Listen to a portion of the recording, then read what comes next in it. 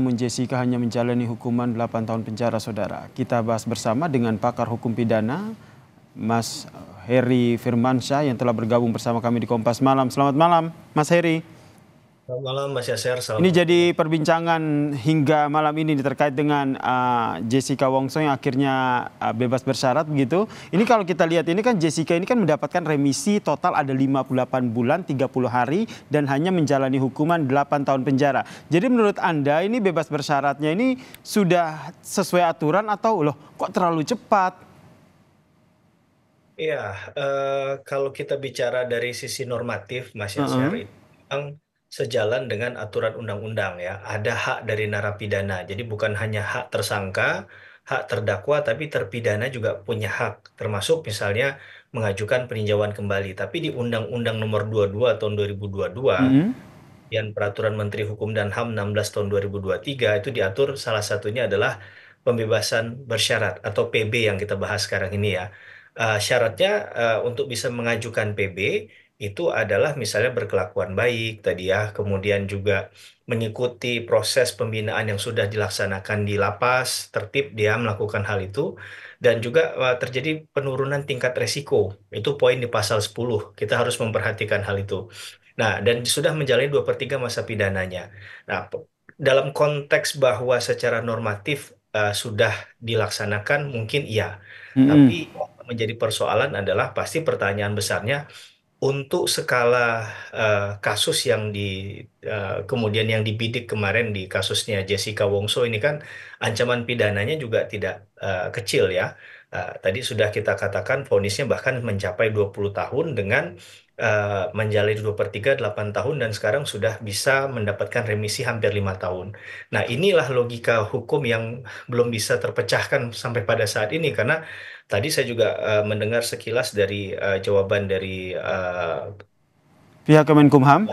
ya Kemenkumham itu kan disampaikan mungkin hanya berkelakuan baik hanya dalam tataran itu. Nah, ini kan masih absurd ya menurut saya Mm-mm. kelakuan baik apa yang dilakukan karena ini perlu dibuka seterang-terangnya ke publik, bukan hanya untuk Kak Jessica saja kan diperlukan PB ini, tapi juga narapidana yang lain juga punya akses dan harusnya memiliki katakanlah hak yang sama untuk memperoleh katakanlah PB tadi. Oke, ini maksud Anda masih absurd ini apa? Ya, tadi dalam konteks berkelakuan baik ini kan terjemahannya bisa panjang tafsirnya, Mas. Mm-mm. Mas bisa mengatakan tindakan A, misal memberikan donor darah itu sudah berkelakuan baik, misalnya kan. Sedangkan dalam konteks itu, apakah kemudian ada disebutkan secara terukur, secara Mm-mm. tepat, tindakan-tindakan apa yang masuk kategori dalam misalnya berkelakuan baik tadi, serta program apa saja yang sudah dilaksanakan oleh Jessica. Ini mau tidak mau harus dijelaskan ke publik karena mengingat bahwa kasus Mm-mm. ini sangat menyita atensi publik di tahun 2016 awal saat itu ya, Mas. Jadi menurut Anda mendorong agar pihak Kemenkumham ini menjelaskan secara detail begitu apa alasannya sehingga Jessica Wongso yang harusnya 20 tahun penjara ini akhirnya mendapatkan remisi yang cukup banyak begitu 58 bulan 30 hari dan akhirnya bisa bebas bersyarat. Ya menurut saya itu rasio yang masuk akal. Ini memang kewenangan. Saya tadi katakan sudah memang ada di aturan undang-undang. Mm-mm. Tapi ini mendapat jadi pembelajaran publik juga.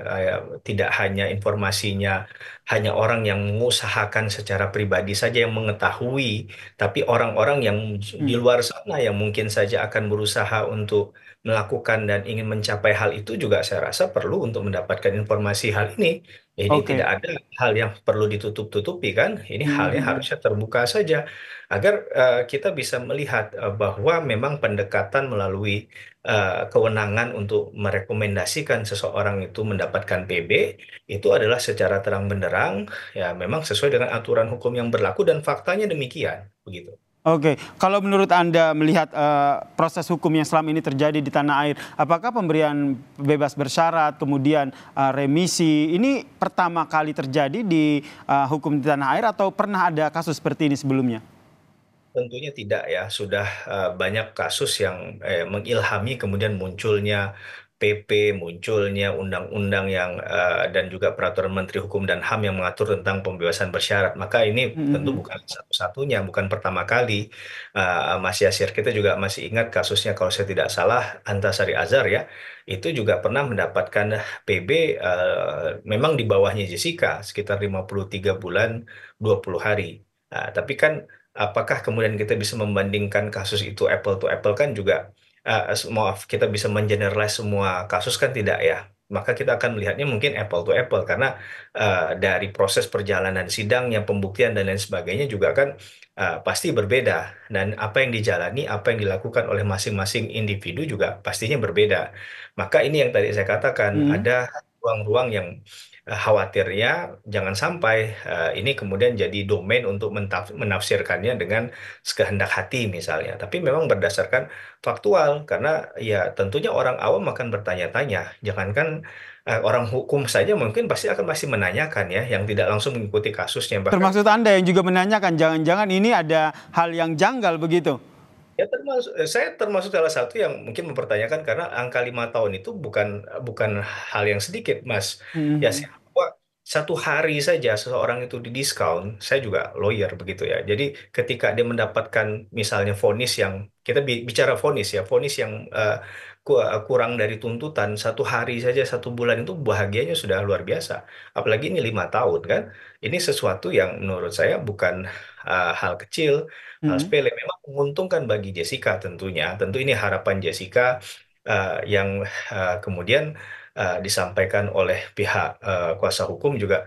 Pihak kuasa hukum juga sebenarnya tidak tahu bahwa akan sebesar ini. Nah, itu juga, itu saja menjadi pertanyaan kita kan, yang mendampingi saja bahkan sampai tidak Mhm. tidak expect akan sampai 5 tahun seperti ini. Jadi menurut Anda apakah pemberian pembebasan bersyarat ini ada kejanggalan begitu? Bisa disimpulkan seperti itu dan mendorong agar ini pihak dari Kemenkumham itu menjelaskan kepada publik kenapa ini akhirnya diberikan pembebasan bersyarat. Kuasa hukumnya aja sampai kaget begitu.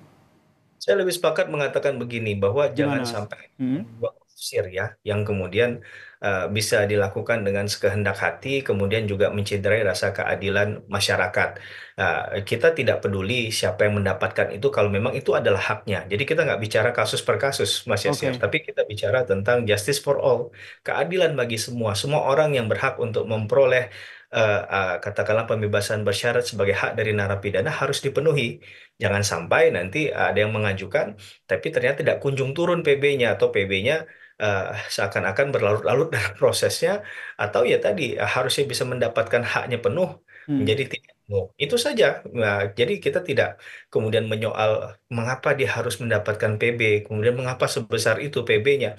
Itu ya hak dari Oke. masing-masing orang. Cuman pertanggungjawaban dalam hal akuntabilitas, transparansi dalam mengelola satu kebijakan, apalagi kebijakan hukum, ini saya rasa penting untuk diberikan pengawalan, untuk dijelaskan ke publik agar publik tidak kemudian punya pandangan Jangan negatif. sampai salah tafsir begitu ya, yang akhirnya memberikan presiden buruk buat Kemenkumham begitu ya, ini yang kita khawatirkan begitu. Kita nantikan ya apakah nanti ke depannya akan ada penjelasan lebih detail lagi gitu dari pihak Kemenkumham terkait dengan Jessica Wongso yang diberikan pembebasan bersyarat ini. Terima kasih pakar hukum pidana Mas Heri Firmansyah atas perspektifnya terkait dengan kasus ini. Salam sehat Mas Heri.